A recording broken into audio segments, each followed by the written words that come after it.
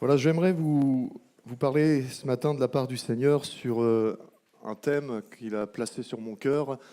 Et j'ai donné ce titre, Un figuier qui porte du fruit ou comment devenir productif dans ma vie et dans mon Église. Et j'aimerais suivre une première lecture avec vous pour introduire cette méditation. Elle se trouve dans le livre des Proverbes au chapitre 27 et au verset 18. Et il nous est dit ceci, celui qui soigne un figuier en mangera le fruit, et celui qui veille sur son maître sera honoré. Je relis ce texte intentionnellement pour qu'il puisse vraiment marquer nos cœurs ce matin. Celui qui soigne un figuier en mangera le fruit, et celui qui veille sur son maître sera honoré. Amen. Il y a ici une instruction qui nous est donnée et qui nous invite vraiment à une fidélité et une persévérance dans notre vie avec le Seigneur Jésus-Christ, mais aussi dans notre vie communautaire. Cette méditation que l'on va partager ensemble, elle concerne chacun d'entre nous en particulier, mais elle concerne aussi l'Église entière. Puisque vous êtes d'accord avec moi, je l'espère, que l'Église, ce ne sont pas les bâtiments dans lesquels nous sommes, mais c'est l'ensemble de ce que vous et moi, nous sommes assemblés dans le nom de Jésus. Amen. Vous êtes d'accord avec ça? Oui. Alors, Amen. Donc, il y a vraiment ici cette instruction qui nous est donnée pour qu'on puisse entrer dans une fidélité et une persévérance. Et c'est ce qu'il est noté ici, c'est celui qui soigne un figuier, donc qui va être fidèle dans ce qu'il fait, qui va persévérer, eh bien, qui va en manger le fruit. Et il y a cette suite où il est dit que celui qui veille sur son maître, eh bien, sera honoré. On veut souvent tout avoir sans rien payer. Et ça, c'est souvent, malheureusement, la mentalité de notre société dans laquelle on vit. C'est qu'on veut avoir les choses, mais en dépensant le minimum ou en donnant le minimum. Mais il y a des principes, il y a des lois qui gèrent le cycle de chaque chose et devant lesquelles on ne peut pas déroger, on ne peut pas aller à l'encontre de ces lois ou de ces principes. Et quelqu'un qui veut manger le fruit d'un arbre ou d'une plante, eh bien, il faut qu'il en prenne soin. Si vous n'en prenez pas soin, par exemple, nous à la maison, on a quelques pieds de tomates, si on n'arrose pas régulièrement, il ne va pas y avoir grand-chose. Et il faut en prendre soin. Il faut qu'on puisse prendre soin de ce que l'on a pour espérer obtenir quelque chose. Et ce qui est valable naturellement l'est aussi dans la vie spirituelle. Ce qui est valable dans ce que l'on voit dans la nature, eh bien, est valable aussi dans ma vie spirituelle, mais est aussi valable dans l'Église entière. Et nous voulons souvent la gloire, on veut la couronne, on veut le trône, mais on ne veut pas forcément le chemin par lequel il faut passer pour aller vers la gloire, pour aller vers le trône et pour avoir la couronne. Il y a, on le sait, Jésus qui nous a montré le chemin et qui nous a montré comment obtenir la couronne, le trône et la gloire. Il y a un certain chemin à suivre. Et Jésus a montré l'exemple dans cette fidélité, dans sa vie personnelle, dans cette persévérance dans sa vie personnelle, pour arriver à l'aboutissement de ce que Dieu attendait de lui, de porter un fruit qui donne gloire à Dieu. Et mon frère, ma sœur, j'aimerais nous encourager ce matin à suivre l'exemple de Jésus, et au travers de ce que la Bible enseigne, au travers du figuier, de voir que nous sommes tous appelés à porter du fruit. À porter du fruit pour la gloire de Dieu et à amener la gloire de Dieu au-delà de notre propre vie et l'amener au dehors de nous pour que d'autres puissent en bénéficier. Et j'aimerais, dans un premier temps, qu'on puisse voir ensemble ce qu'est le figuier et la figue d'un point de vue spirituel. Alors, je ne vais pas vous donner un cours de botanique ce matin parce que j'en suis pas tout à fait capable, mais ce qui est important, c'est de réaliser que dans la parole de Dieu, Dieu utilise souvent les éléments de la nature pour nous parler. Et au travers de la nature, eh bien, il y a des enseignements qui sont riches, qui sont puissants, et dans lesquels on peut trouver la vie, cette vie que Dieu veut nous communiquer. Celui qui soigne un figuier en mangera le fruit.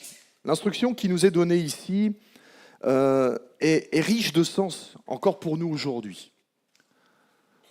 Alors, je ne sais pas si vous avez un figuier dans votre jardin, nous en avons un. Et c'était le rêve de ma femme d'en avoir un. Et j'ai compté hier, je crois qu'il y en a 7 petites figues qui sont en préparation. Donc, merci Seigneur, j'espère qu'ils arriveront à maturité. Mais j'aimerais qu'on puisse regarder ensemble la signification littérale de l'instruction qui nous est donnée ici lorsqu'il dit « Celui qui soigne un figuier, eh bien, en mangera le fruit ». Le verbe « soigner », c'est le verbe « natsar » en hébreu, et qui signifie veiller, surveiller, garder, mais aussi préserver, garder contre les dangers, tenir, observer, garder avec fidélité, tenir secret, être gardé, fermé, être bloqué, mais on parle aussi d'un veilleur et d'un gardien. Il y a aussi le verbe manger, et je vous donne toutes les significations littérales pour qu'on puisse ensuite voir le sens de ce que cela signifie pour nos vies encore ce matin. Le verbe manger en hébreu, c'est le verbe akal, qui signifie manger, se nourrir, mais aussi goûter, jouir, dévorer, consumer, détruire.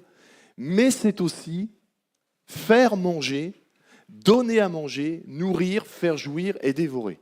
Ça ne va pas que dans un sens, ça va dans un sens pour ce qui me concerne, mais ça va aussi dans le sens pour les autres, toutes celles et ceux qui sont autour de moi. Et puis, il y a le mot fruit qui, en hébreu, signifie péri, donc ça signifie fruit, le produit du sol, mais ça signifie aussi descendance, enfant, progéniture, et ça parle aussi du fruit de nos actions. Vous savez que nos actions, quand on fait quelque chose, il y a un résultat. Et ce résultat peut être béni ou malheureusement, il peut faire du mal. Mais on veut compter sur la grâce de Dieu pour que toutes nos actions soient des actions qui bénissent. Amen. Ces significations nous parlent de ce que Dieu veut agir en profondeur dans nos cœurs, dans nos vies et au sein de son Église. Et quand dans le texte que l'on a lu, il nous est parlé ensuite du maître, de l'honneur qui est donné au maître, eh bien, il y a un résultat qui va être produit. L'honneur qui est dû au maître, on parle ici finalement, et c'est littéralement, on parle du Seigneur Dieu, l'Éternel. On ne parle pas de n'importe quel maître. Quand on regarde le sens littéral du mot maître, c'est l'Éternel Dieu, le Dieu Tout-Puissant.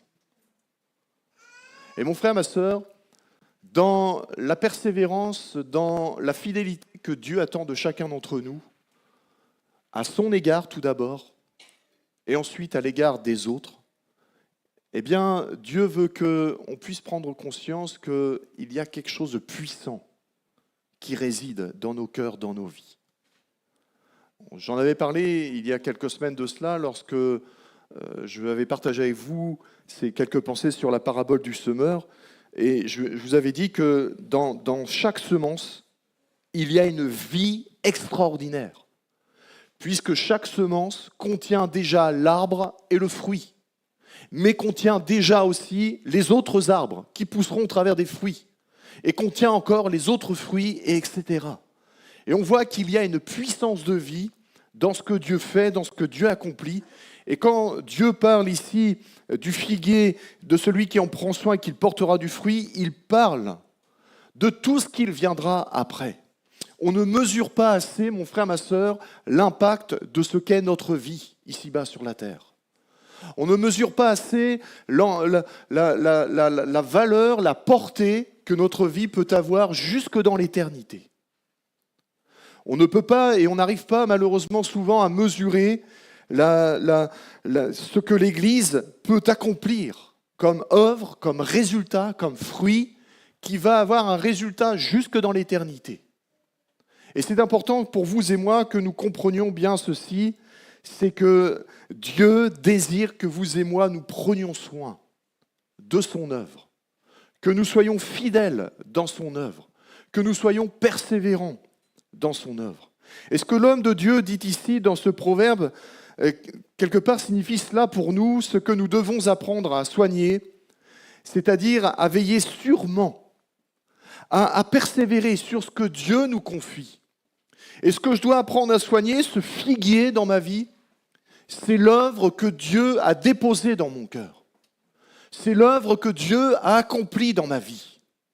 Ce que, au sein de l'Église, je dois prendre soin, je dois avoir la fidélité et de la persévérance à m'occuper, à prendre soin, c'est ce que Dieu a accompli dans son Église. Et c'est ce qu'il cherche encore à accomplir. Et cette œuvre-là, ce n'est pas une œuvre de quelques-uns, mais c'est l'œuvre de tous. Mon frère, ma sœur, si nous voulons être nourris dans l'abondance de la grâce de Dieu, il nous faut chérir cette vie, cette œuvre que Dieu a faite en nous. Je crois que le temps que Dieu nous accorde ici-bas sur la terre, c'est un temps où Dieu permet à ce que chaque fruit qu'il désire voir pousser en nous puisse arriver à sa maturité pour que lorsque nous pénétrerons dans l'éternité, eh bien Dieu puisse bénéficier pleinement du fruit porté. Mais c'est aussi cette signification, et c'est ce qu'on voit ici, notamment quand il était parlé de manger, eh bien, on s'aperçoit que quand je suis une bénédiction pour ma propre vie, je dois alors devenir aussi une source de bénédiction pour les autres.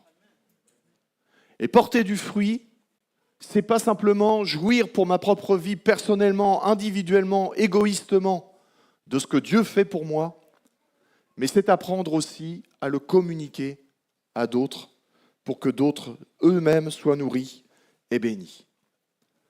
J'aimerais ce matin donner quelques éléments instructifs de ce qu'est le figuier, de ce fruit de la figue. Et dans la parole de Dieu, je crois que c'est 57 fois où il nous est parlé du figuier ou des figues.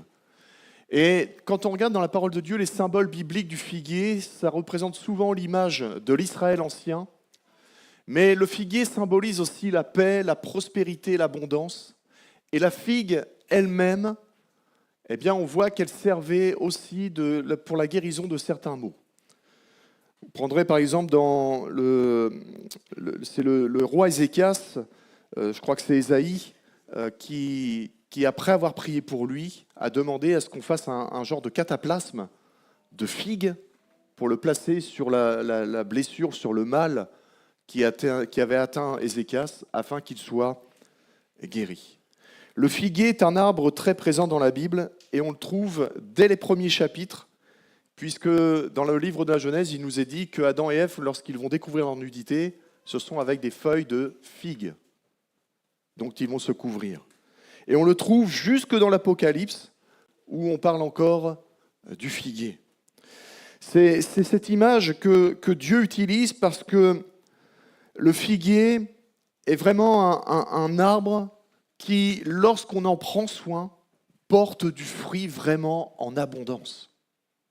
Et parfois même peut avoir plusieurs récoltes dans la même saison. Le figuier, comme vous le voyez ici, qui symbolise la paix, la prospérité, l'abondance, eh bien c'est tout ce que Dieu désire pour chacune de nos vies. C'est tout ce que Dieu désire pour son Église. Dieu désire que son Église jouisse de la paix, jouisse de la prospérité, jouisse de l'abondance, et que ça, ce soit dans une mesure qui dépasse notre entendement. Une mesure qui est à la mesure même de Dieu. Une mesure où ça tient du miraculeux. Ça tient du miracle de Dieu. Et c'est pour ça que c'est important de vivre notre propre vie, de vivre notre vie d'Église en entrant dans cette dimension-là, parce qu'en entrant dans cette dimension-là, on vit alors le miraculeux de Dieu. Et c'est ce que Dieu désire tellement, que vous et moi, on vive. Ces symboles nous révèlent vraiment la bonté de Dieu.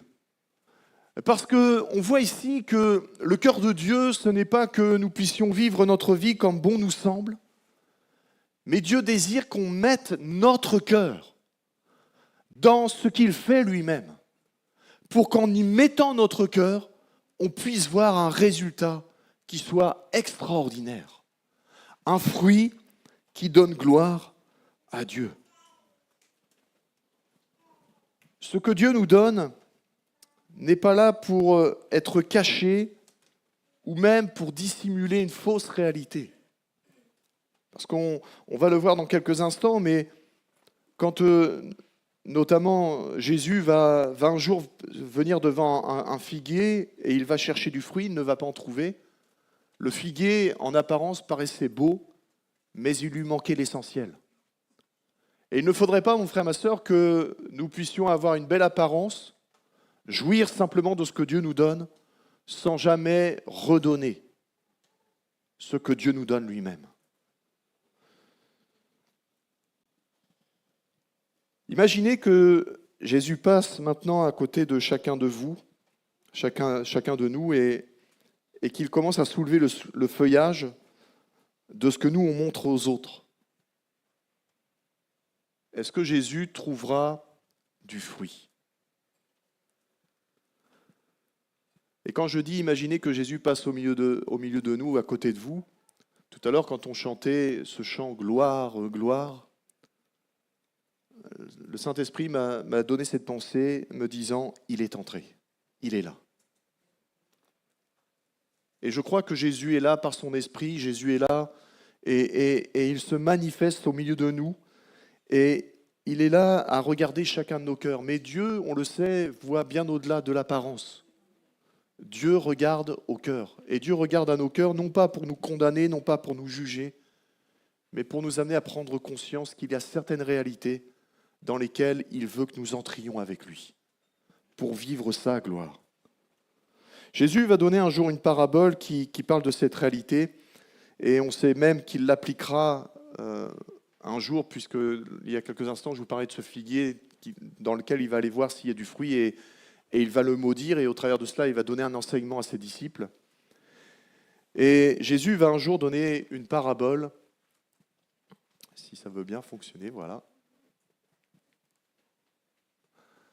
Et c'est la parabole du figuier que l'on trouve dans l'Évangile selon Luc, au chapitre 13, et les versets 6 à 9. Et on peut lire ceci, « Il dit aussi cette parabole, un homme avait un figuier planté dans sa vigne, il vint y chercher du fruit et il n'en trouva pas. Alors il dit au vigneron, « Voilà 3 ans que je viens chercher du fruit sur ce figuier et je n'en trouve pas. Coupe-le. Pourquoi occupe-t-il la terre inutilement ?» Le vigneron lui répondit, « Seigneur, laisse-le encore cette année. Je creuserai tout autour et j'y mettrai du fumier. Peut-être, à l'avenir, donnera-t-il du fruit, ou sinon, tu le couperas. » Cette parabole, on le sait, se rapporte en premier lieu au peuple juif, à la nation juive. Mais je crois qu'elle est aussi, sans nul doute, un avertissement à toutes celles et ceux qui profitent injustement des bénéfices que Dieu accorde sans jamais rendre le bénéfice de ce que Dieu nous a accordé. Dans l'explication de cette parabole, il n'y a rien qui soit compliqué à comprendre. Je pense que vous et moi, à la lecture de ces quelques paroles, on a compris quel était le sens que Jésus voulait donner à ces mots. Et il n'y a pas besoin forcément d'avoir une grande révélation pour comprendre ce que Dieu dit ici, mais je crois qu'on doit comprendre que Dieu veut quand même malgré tout marquer nos cœurs d'une manière particulière pour qu'on comprenne que c'est important pour vous et moi de porter du fruit pour la gloire de Dieu. C'est le théologien Matthew Henry qui a dit ceci, « Dieu a supporté longtemps notre péché, nous pouvons espérer qu'il le supportera encore, mais ne nous attendons pas à sa patience soit illimitée. » Ne nous attendons pas à ce que sa patience soit illimitée. Dieu est un Dieu de patience, mais Dieu est aussi un Dieu qui est juste, qui est vrai, et on va le voir ensemble au travers de quelques pensées encore, eh bien que Jésus veut montrer ici que Dieu met son cœur réellement dans ce qu'il fait dans nos vies. Et qu'il désire tellement que le cœur qu'il met dans ce qu'il fait dans nos vies, nous puissions aussi y joindre notre cœur. Pour qu'en y joignant notre cœur, on puisse se réjouir de voir du fruit qui est porté. Jésus va parler d'une période de 3 ans pendant laquelle le propriétaire du terrain va venir chercher du fruit sans jamais en trouver. Et il nous est dit que c'est au bout de ces 3 années qu'il va prendre une décision sévère, estimant que ce figuier occupe une place inutile, que le terrain sur lequel le figuier est placé, eh bien, il profite sans jamais donner rien en retour.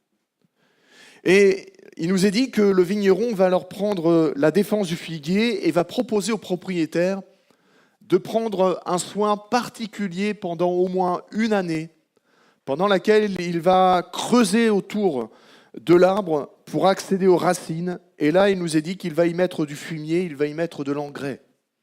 Il va mettre quelque chose qui va être là pour essayer de stimuler au maximum la production de cet arbre pour qu'il produise enfin du fruit.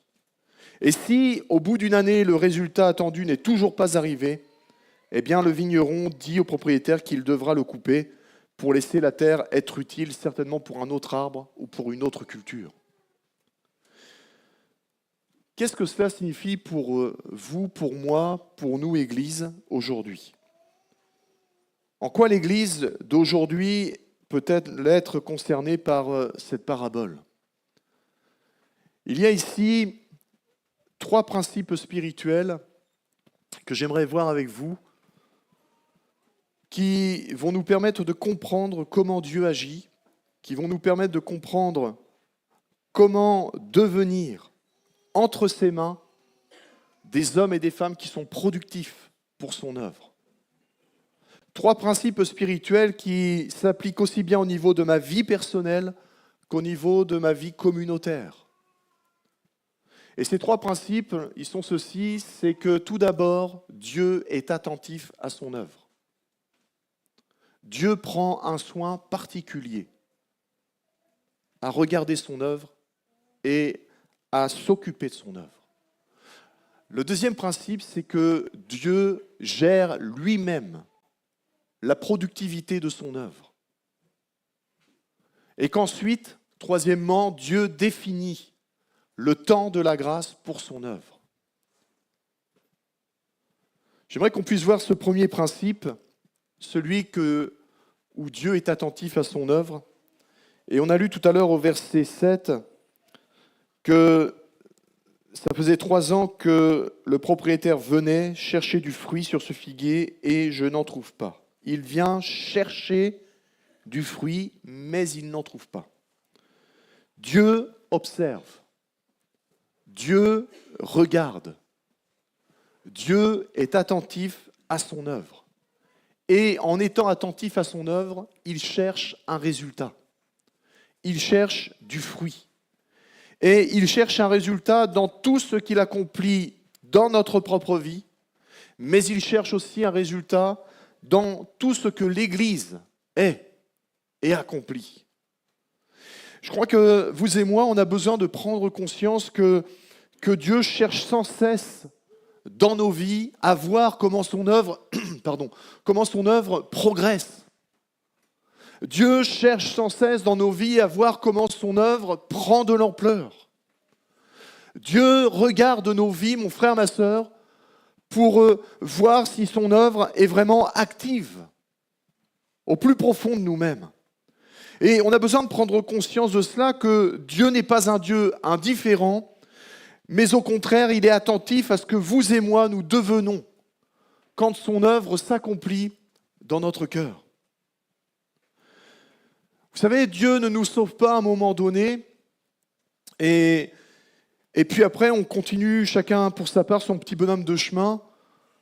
On vit notre vie spirituelle comme on essaie plus ou moins de la vivre. Et puis, on verra quand on paraîtra devant Dieu ce qui s'est passé, si ça a été ou si ça n'a pas été, est-ce qu'il y a des choses à revoir ou pas, s'il y a eu du résultat ou pas de ce que Dieu a fait en moi. les choses ne se passent pas comme ça. Dieu cherche du fruit à son œuvre. Et pas simplement quand on sera avec lui dans l'éternité. Dieu cherche du fruit déjà maintenant.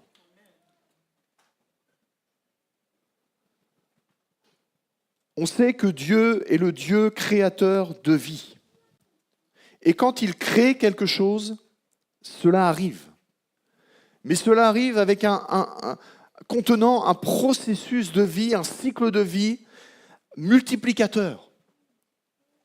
Ce que Dieu crée a toujours cette puissance de multiplication.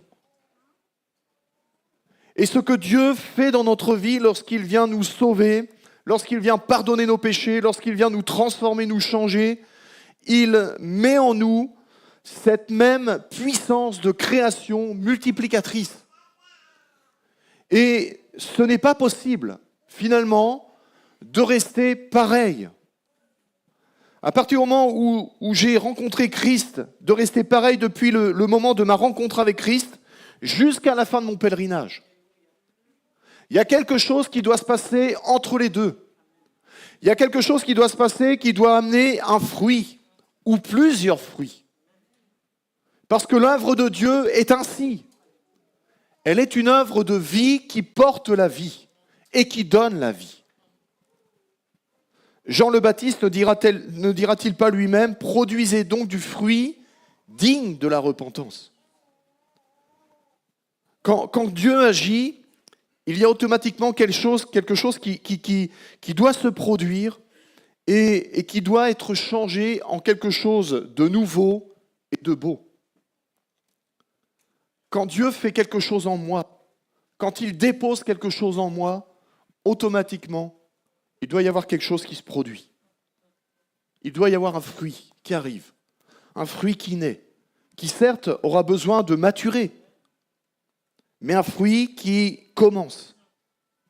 Et que si, avec la grâce de Dieu, je laisse Dieu agir dans mon cœur et que je viens dans la fidélité, dans la persévérance, soigner ce que Dieu est en train d'accomplir, je peux assurément m'attendre à un fruit excellent.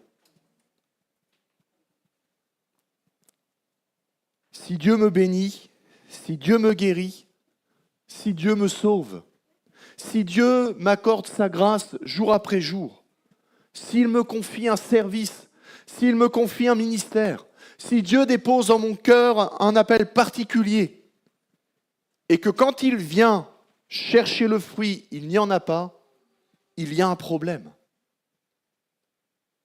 Parce que ce n'est pas l'œuvre de Dieu. L'œuvre de Dieu ne peut pas rester en étant infertile. L'œuvre de Dieu est automatiquement fertile. Ça ne peut pas être autrement. Et ce problème a souvent pour origine soit la désobéissance, soit la peur, soit le découragement, soit l'orgueil, ou toute autre chose qui s'oppose à la volonté même de Dieu.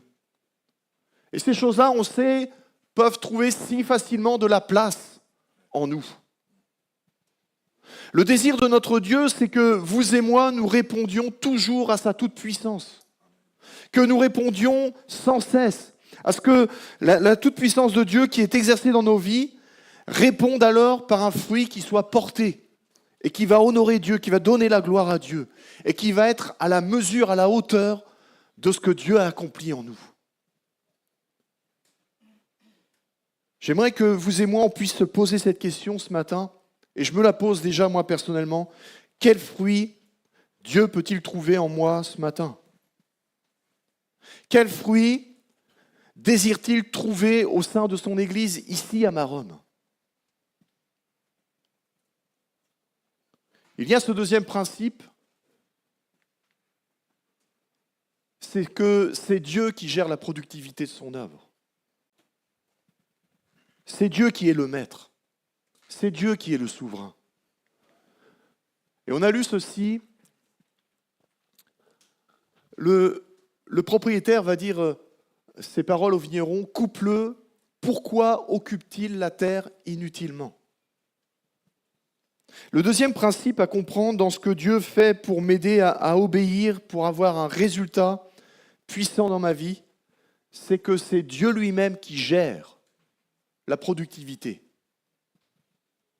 Dieu sait l'importance que revêt l'implantation et la vie de son royaume.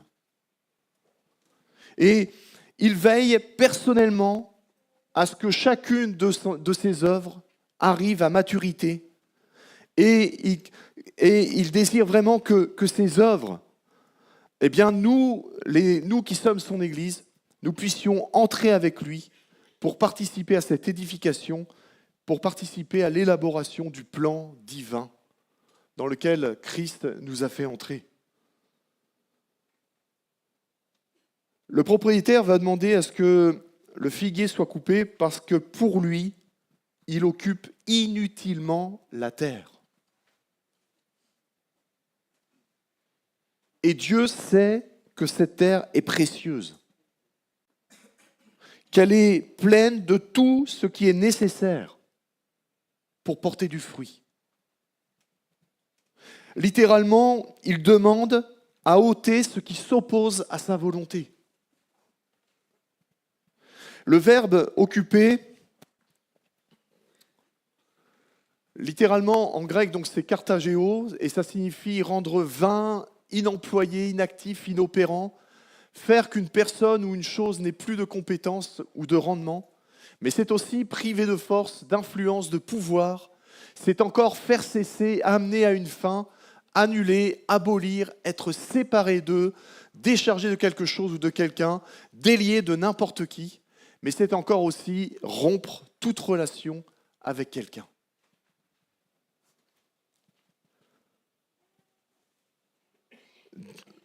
Jésus va dire dans cette parabole que ce figuier occupe inutilement cette terre.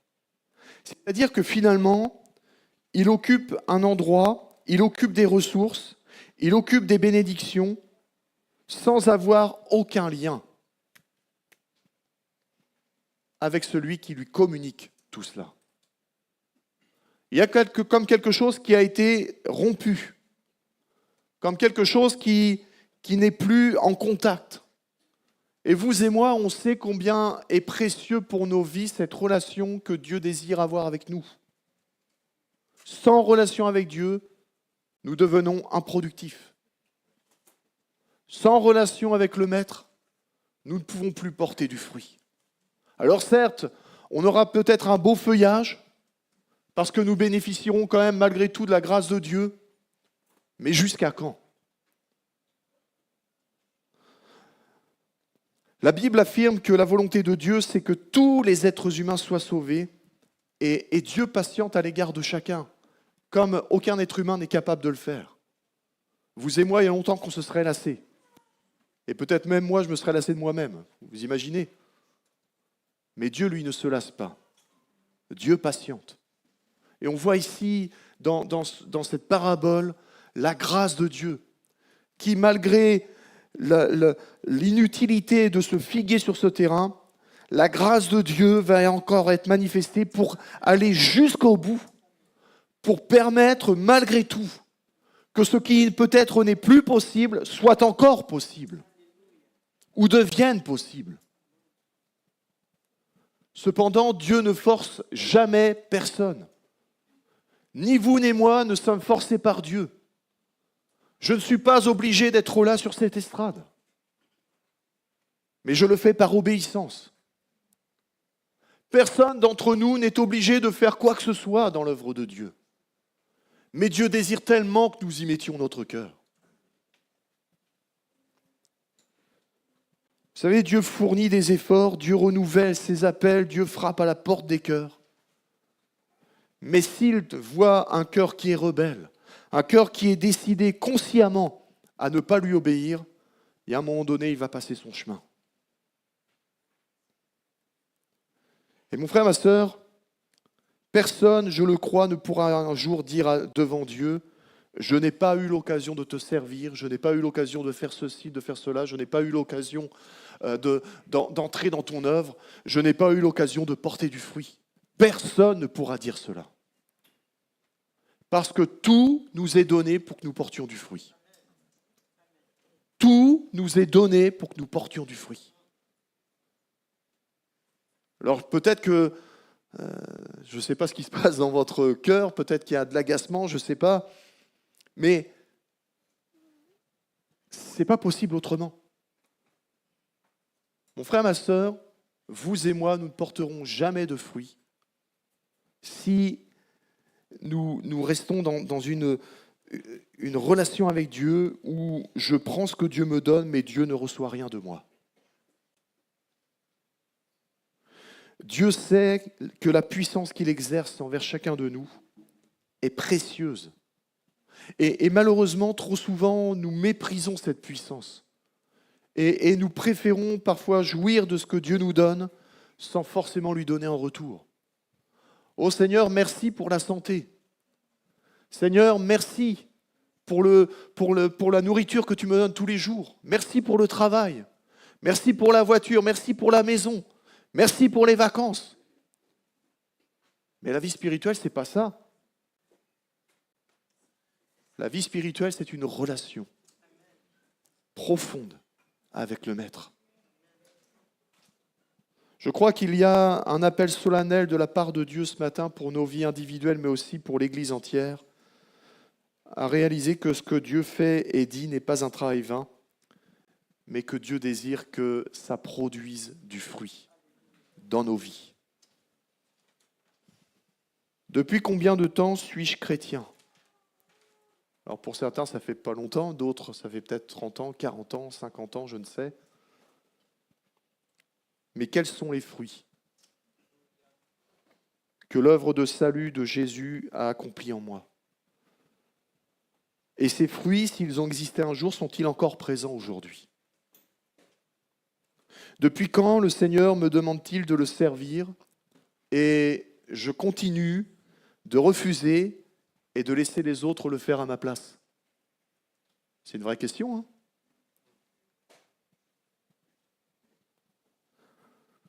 Depuis quand me suis-je arrêté de servir en disant maintenant place aux jeunes, place aux autres ? Et pendant ce temps-là, le fruit n'est plus porté. Depuis quand n'ai-je pas demandé à Dieu, que veux-tu que je fasse, Seigneur ? C'est des vraies questions, mon frère, ma sœur, qu'il nous faut nous poser. Depuis quand est-ce que je profite des grâces et des bénédictions de Dieu sans jamais en rendre le fruit ?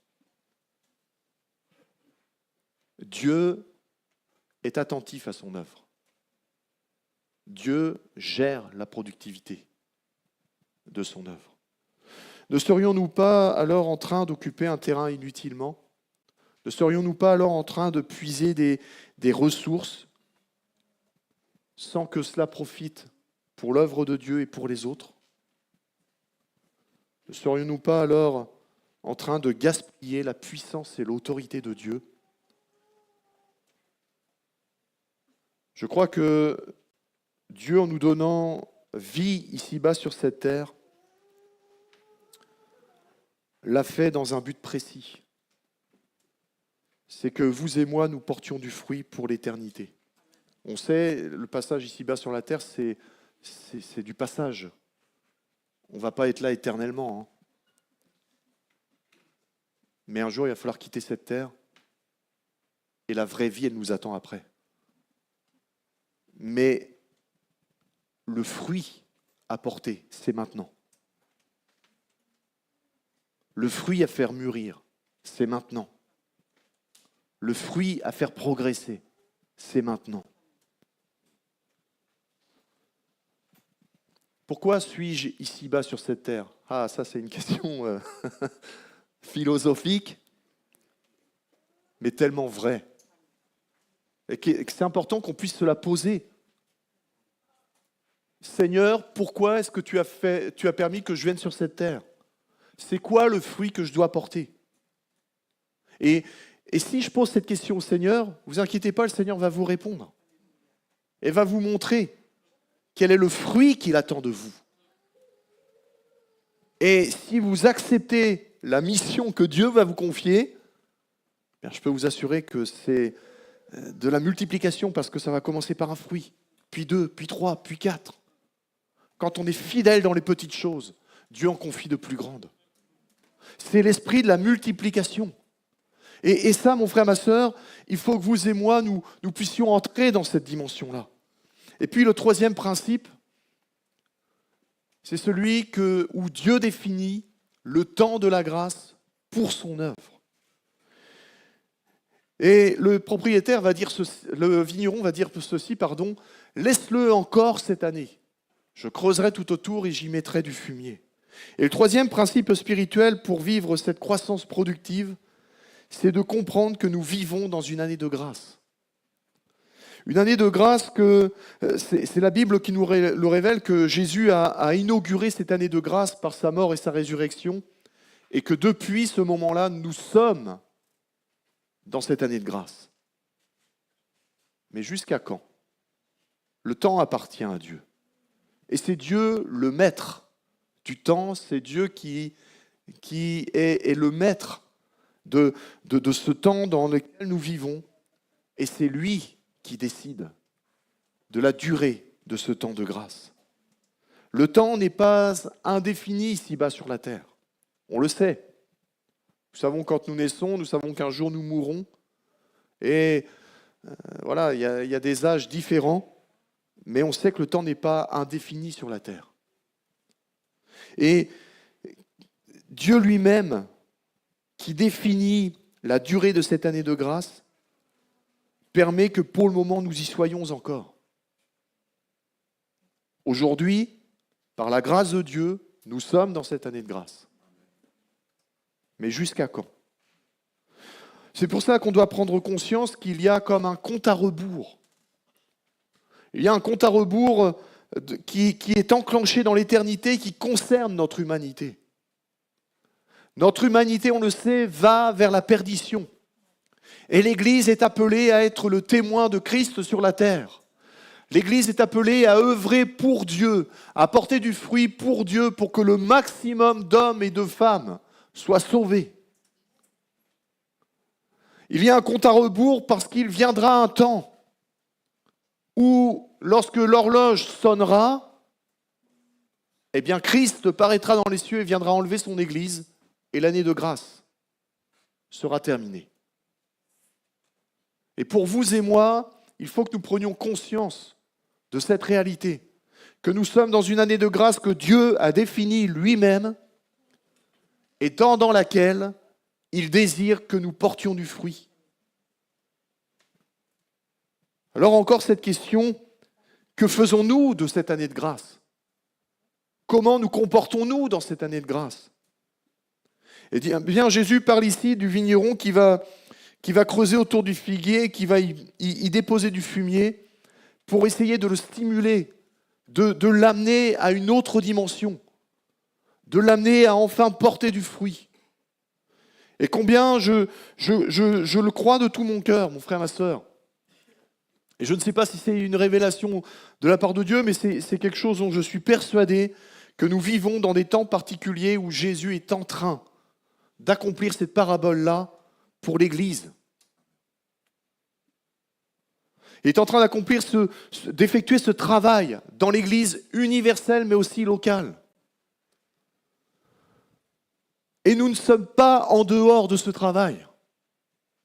Parce que le désir de Dieu, c'est de venir chercher une Église qui a porté du fruit et qui va présenter le fruit de son travail à Dieu. Il y a des échéances qui sont à la porte de l'humanité. Et Dieu regarde le fruit que l'Église porte aujourd'hui. Mais est-ce qu'il trouve du fruit? Il y a un fruit que Dieu attend avec impatience dans chacune de nos vies, mais que Dieu attend aussi avec impatience pour l'Église. Et on le voit partout dans le monde entier.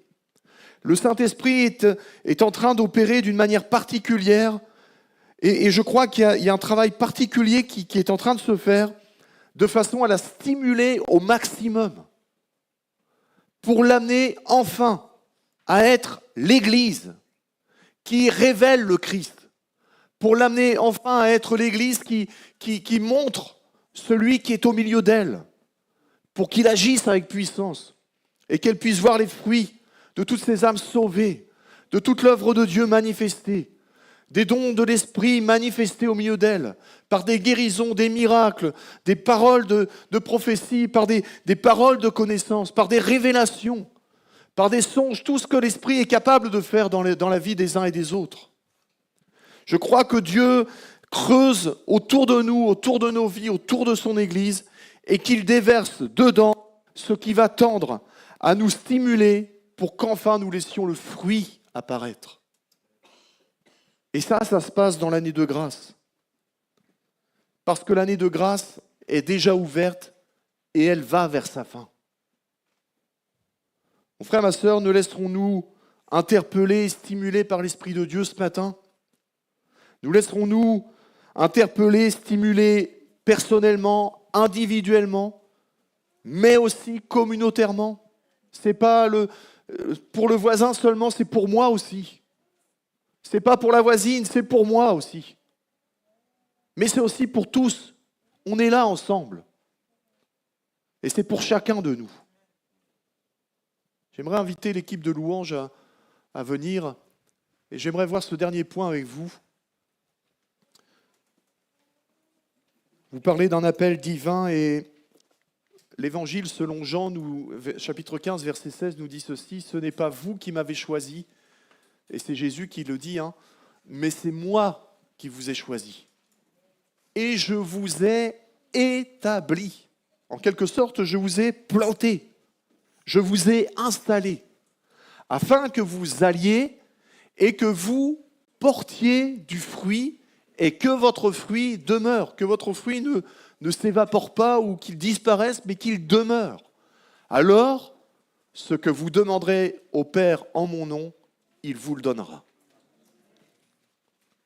Dieu nous a choisis. Et il l'a fait parce qu'il sait ce dont nous sommes capables lorsque sa puissance s'opère en nous. Dieu sait ce dont on est capable. Alors oui, naturellement, vous et moi, on sait qu'on n'a pas la capacité d'accomplir l'œuvre de Dieu. Mais lorsque Christ est en moi, lorsque Christ agit en moi, il me communique sa puissance, son autorité, pour devenir ce qu'il attend de moi. Et alors je peux porter du fruit en abondance. Dieu nous a donné, au travers de Jésus, nous a donné sa vie pour que nous donnions la vie. Et j'aimerais terminer avec ces quelques mots, mais l'église de Maromme a été connue pour donner naissance à des ministères. Par le passé, il y a plusieurs ministères qui se sont levés au sein de cette église. L'église de Maromme a été connue aussi, et c'est notre frère le pasteur Gilbert Ouedraogo qui l'a rappelé dernièrement, a été connue pour être une église missionnaire, qui envoyait des missionnaires, qui soutenaient des missionnaires. Mais ça, ce sont les fruits du passé. Ces fruits demeurent-ils encore aujourd'hui au milieu de nous? Où sont nos fruits aujourd'hui? Chacun de nous, on est concerné par ce message. Et je le dis, moi le premier. On a reçu un appel divin à porter du fruit. Alors nous sommes appelés plus que jamais à en porter, à la mesure de Dieu.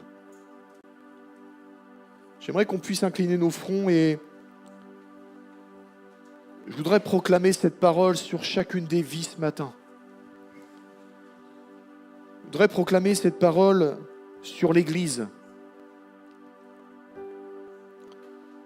Tu as été établi afin que tu ailles et que tu portes du fruit et que ton fruit demeure jusque dans l'éternité. Je veux le proclamer encore. Tu as été établi afin que tu ailles et que tu portes du fruit et que ton fruit demeure jusque dans l'éternité. Seigneur, c'est ma prière ce matin pour chacun de mes frères, de mes sœurs, pour ton Église entière, pour ma propre vie. Tu nous as établis, tu nous as choisis, tu nous as placés dans cette vie, dans cette ville, dans ces lieux, dans ce temps, dans cette génération. Non pas pour que nous gaspillions ce que tu nous as communiqué, mais pour que nous puissions le laisser œuvrer en nous dans cet esprit de multiplication, pour porter un fruit qui te bénit, qui t'honore, qui t'exalte, qui donne gloire à ton nom. Je veux te bénir, mon Dieu. Je veux te louer. Je veux t'adorer ce matin. Je veux dire que tu es grand, que tu es puissant. Je veux reconnaître, Seigneur, ta grandeur, ta majesté. Je veux reconnaître qui tu es. Je veux reconnaître, Seigneur, que tu es, oui, le propriétaire, tu es le vigneron. Et dans ta grâce, tu nous permets encore de pouvoir vivre quelque chose que peut-être nous ne vivons plus. Et de le vivre dans une dimension extraordinaire, ta dimension. Ce matin, Seigneur, j'appelle à la vie tous ces fruits qui doivent être portés, tous ces fruits que tu cherches. Je les appelle à la vie. Je les appelle à la vie dans la vie de mon frère, de ma sœur. Je les appelle à la vie pour ton Église. Seigneur, que dès ce jour, l'été qui vient et à la rentrée, Seigneur, on puisse commencer à voir ces fruits ici ou là qui sont portés et qui vont aller vers leur maturité. Je le proclame ce matin dans le nom de Jésus. Amen.